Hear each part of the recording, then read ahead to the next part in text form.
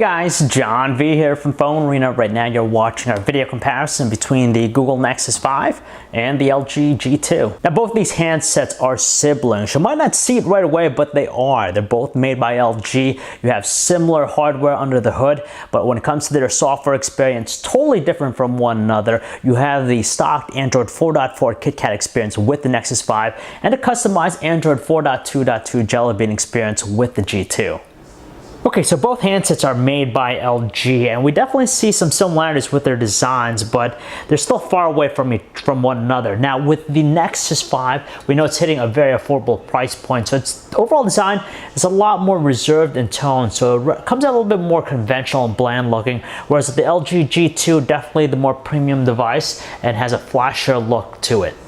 Now, it might be hard to notice it from the front, but when we flip it to the rear, that's where we definitely see the differences between these two. Now, they're both made of plastic, so the construction between them are pretty much the same, but with the Nexus 5, you have a soft touch matte finish to it, which does a better job of masking any smudges and fingerprints, which isn't the case here with the LG G2. It just has a glossy finish, but nice thing about it, depending on the angle, it has a very nice luster to it, especially with the pattern, but then again, it's still a lot more prone to those fingerprints and smudges.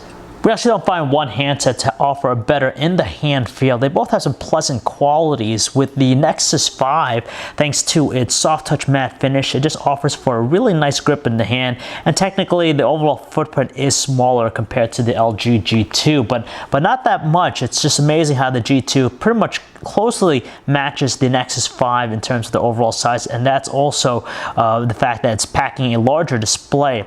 Now with LG G2, it does feel a lot slicker due to the glossy finish, but it's a little bit more curvy around the back, so it does offer a pretty comfortable feel in the hand. They both flaunt some really impressive screens. With the Nexus 5, it's a 5-inch 1080p IPS LCD panel in there, which has a pixel density count of 445 pixels per inch. While the LG G2 has an equally stunning 5.2-inch 1080p IPS LCD display, and its pixel density count stands at 423 pixels per inch. Thankfully, LG has done a marvelous job in actually minimizing the overall footprint of both handsets. That's because if you look closely at the bezels on the left and right sides of both displays, they're pretty much equal in length, so that's what helps it to be a very compact despite the large displays. So on paper, we know the Nexus 5 has the higher pixel density count, so technically it produces more details than the LG G2's display.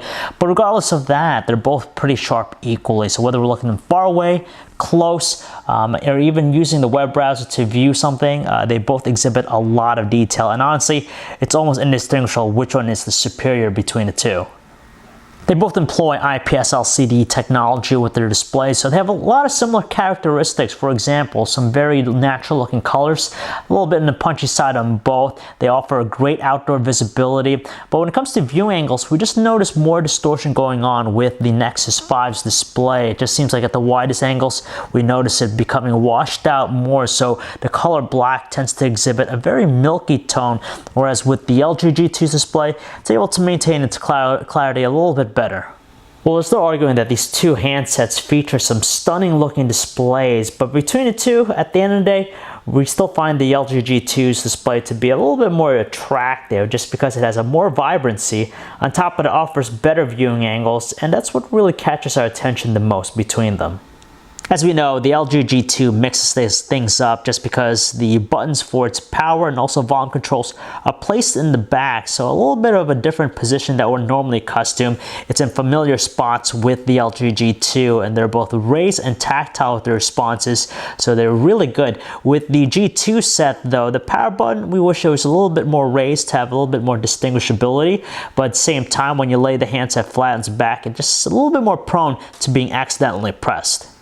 When we take a look around the trims of both handsets, we find pretty much the same set of things. So for example, micro USB ports for charging data connectivity. You got tiny drilled speakers for their microphones and also their internal speakers. You have the 3.5mm headset jack on the bottom here with the G2, where it's placed on the top edge of the Nexus 5, and they both feature noise cancellation microphones.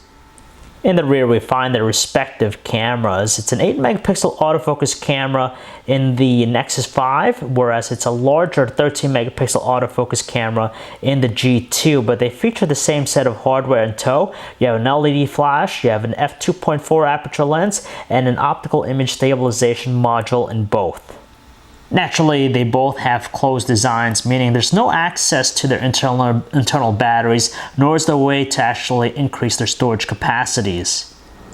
The hardware inside of both of them might be similar, but the software are totally different between these two.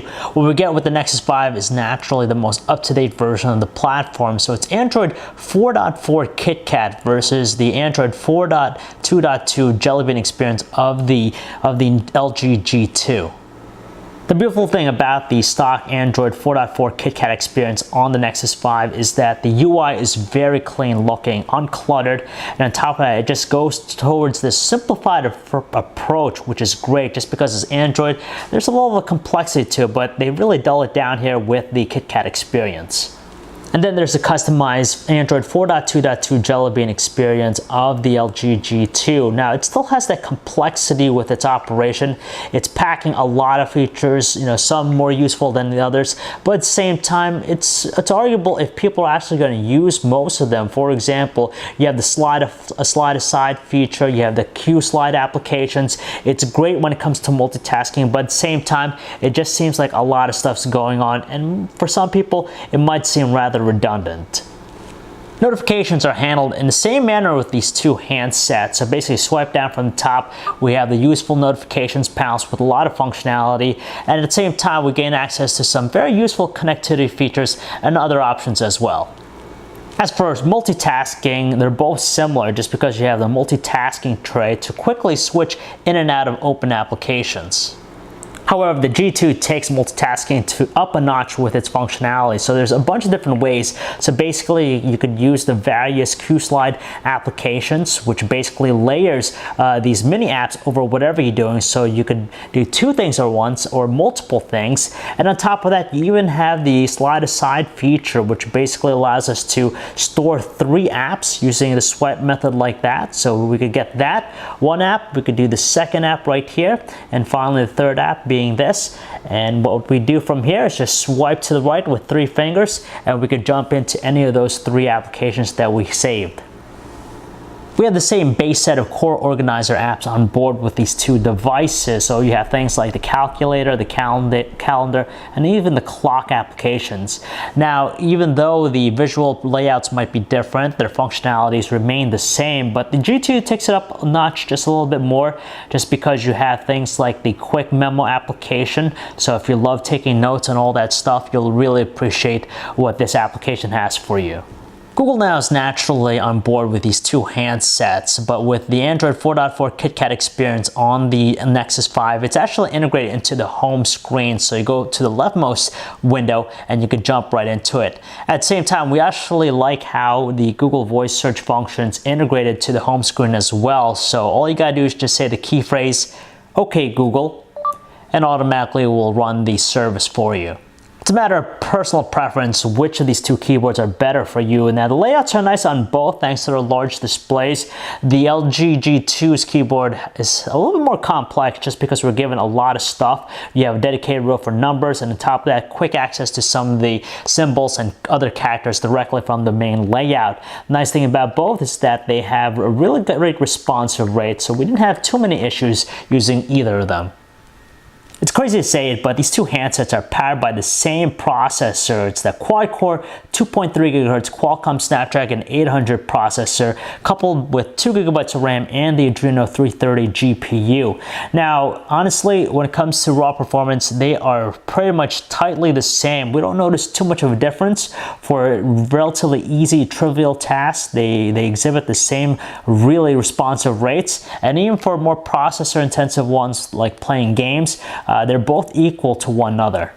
Likewise, there isn't a clear winner when it comes to surfing the web just because their performance are the same. On top of that, they feature lightning fast 4G LTE connectivity, so pages load super quick. They have high resolution displays, so they're super sharp and detailed. And you have all the lovable qualities that we expect to find, like instant page rendering and smooth navigational controls.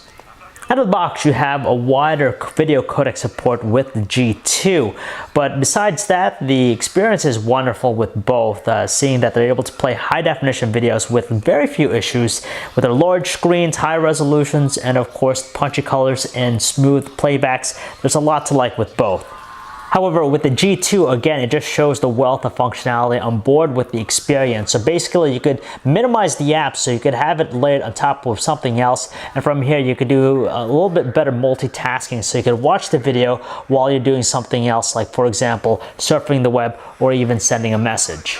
Additionally, the G2 packs a very useful IR blaster on the top edge, so when you combine that with a quick remote application, it converts it into a universal remote, which is a pretty handy thing to have on you. Like we said, the Nexus 5 and its experience, all about having a simplified approach, and that's what we see here with the camera UI. It's very uncluttered. On top of that, we just have a few different shooting modes and manual controls available to us. On the other hand, the G2 is just packing a lot of different features. You have all the different shooting modes. You could even customize certain things. For example, you could adjust the ISO, you could adjust the white balance, and even things like the color effects. So you have a diverse set if you're into that type of stuff. It's a close race, but it's a narrow win for the LG G2 when it comes to photo quality. Now, that's mainly partly due to its higher 13 megapixel autofocus camera versus the 8 megapixel snapper in the Nexus 5. It's just able to draw out more details. Under outdoor conditions where lighting's ample, honestly, they take some spectacular looking shots, a lot of crisp visuals. But again, that 13 megapixel count really benefits the G2, as again, it's able to draw out more details. When it comes to color reproduction, we tend to see a little bit cooler colors produced by the G2 versus the more saturated, warmer tones out of the Nexus 5. Under lower lighting situations, though, it's a little bit interesting just because the results can vary. Either one does better than the other or vice versa. But the thing we notice most is that the G2's camera is just a little bit slower to focus. So sometimes we tend to see a little bit more hazing going on. That's unless we hold it very still. But when it comes to just the pure performance under lower light conditions, we still see the G2 showing some really nice qualities with it. So for example, in this shot right here, the exposure is very balanced throughout the shot. At the same time, it just produces the sharper looking visuals between the two. It's a little bit more speckled and there's more noise that's evident in the shot taken with the Nexus 5. We're gonna have to go with the G2 when it comes to shooting 1080p high definition videos. That's just because it's one of the few devices out there to shoot at 60 frames per second. So with that, you get some really slick and buttery smooth playback. On top of that, the visuals are a lot more crisp too, and it just maintains its focus a little bit better than the Nexus 5. It's just more jittery with it. They're not totally unusable, but neither handset really impresses us with their call quality. Now with the Nexus 5, the thing is with its earpiece, it's very weak. And on top of that, voices have a mute tone and their speakerphone tends to have a little bit of a crackling tone with it. And on the G2, the biggest issue here that we have is just with the microphone. It tends to distort our voices, so our callers complain that our voice just has a little bit of a crackle to it. In testing out the battery performance of both handsets, we actually ran a custom script which replicates the power consumption of typical real-life usage, and with that, the G2 proves to be the superior between the two just because it managed to pump out 6 hours and 48 minutes of life from a full charge, whereas with the Nexus 5, it came in at 4 hours and 50 minutes, so a little bit shorter. And again, that's mainly attributed to the beefier 3000 milliamp hour battery that's inside the G2 as opposed to the 2300 milliamp hour one in the Nexus 5. Okay, as we've seen this comparison, it just seems as though the LG G2 brings the heat to the kitchen. It really has an impressive spec sheet and its performance is top notch and goes to show why it's a beast of a smartphone. Now, when it comes to the software experience, that's questionable. Some people will really find it useful, whereas others will find the host of features on board to be a little bit redundant, but it just depends on the individual at the end. Despite having all of that in tow with the G2, don't let it dissuade you from thinking about the Nexus 5. It's a great offering, especially if you're looking for an outright smartphone. It just has a lot more bang for the buck, and when you think about what it has inside, it's the same hardware specs as its sibling. Now, as for the software experience, that's the greatest difference between these two handsets. Whereas the G2 tries to blow us away with all of its insane features, The Nexus 5 and its KitKat experience is a more simplified Android experience, really straightforward to the point that almost anyone can get used to it right away, and it's something that really appeals to the masses. Knowing all that, if you still have to go with a contract, we'd recommend going with the LG G2, especially when if you're going to be with your carrier for the next 2 years, you might as well sign that contract. At the same time, instead of paying $350 for a phone, even though it's outright with the Nexus 5, you're going to spend less, $200 only with the G2. On the other end of the spectrum, if you're going to go and pick up a device outright without a contract, it's a no-brainer. You're going to want to go with the Nexus 5 at $350. It's a steal of a handset. So if you guys want to learn more about either the Google Nexus 5 or the LG G2, you can check out our website, phonearena.com. It's John V. Thanks for watching.